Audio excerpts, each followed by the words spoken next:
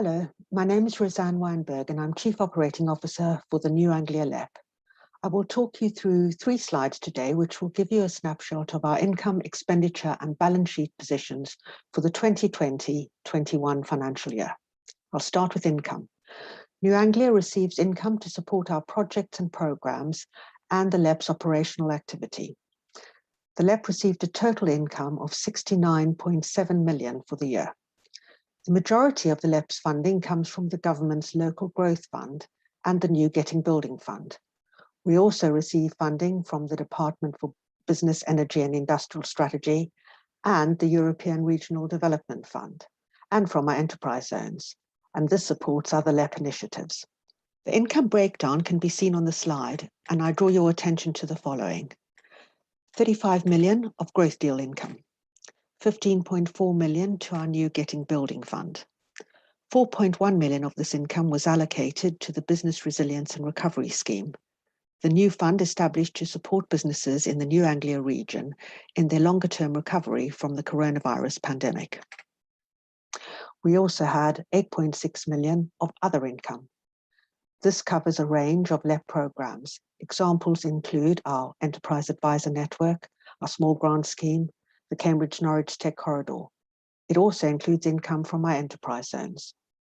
And finally, we receive 500,000 from government and 234,000 from our local authority partners, and we'd like to thank them for their continued support. Expenditure. The LEP's total expenditure is 50.3 million. The majority of the LEP's expenditure is grant payments made through its growth deal and other programs. Other expenditure includes staff and office costs and funding awarded to external partners and projects. Key areas, 31.8 million is grants for our growth deal projects. In our Growing Business Fund, we paid a total of 25 grants at an average of 113,000. We issued 47 grants through our small grants program, totaling 425,000, an average of just over 9,000 per grant. We issued 118 grants through our new Business Resilience and Recovery Scheme at an average of almost 29,000 per grant. We had 5.5 million of other expenditure. This includes project and consultancy work, as well as the overhead costs of running the business. And next, the balance sheet. Our surplus and reserves have increased this financial year due to the growth deal and Getting Building Fund allocations received from government. These funds are committed to specific projects, but not yet spent. Our asset position. The LEP's balance sheet is mostly presented by cash and growing places funds, loans and investments.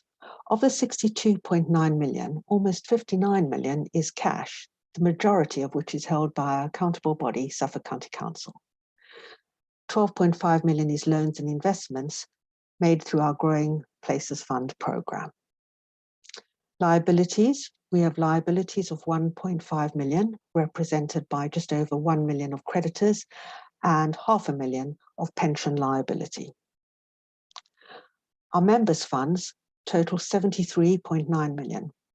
This is a significant increase on the 54.8 million of the previous year.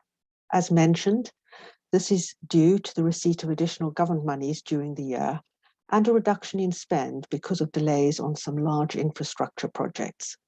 This meant that our surplus for the financial year increased significantly to 19.5 million. Again, these funds are committed to projects, but just not yet claimed.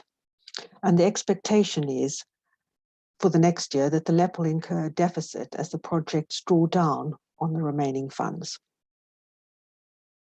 And finally, the LEP's accounts are independently audited. They are published on our website and filed at Companies House. I will now hand back to our chair, CJ, and she will ask you, 1, to adopt the accounts, and 2, to confirm the appointment of our auditors, Price Bailey, for the next financial year.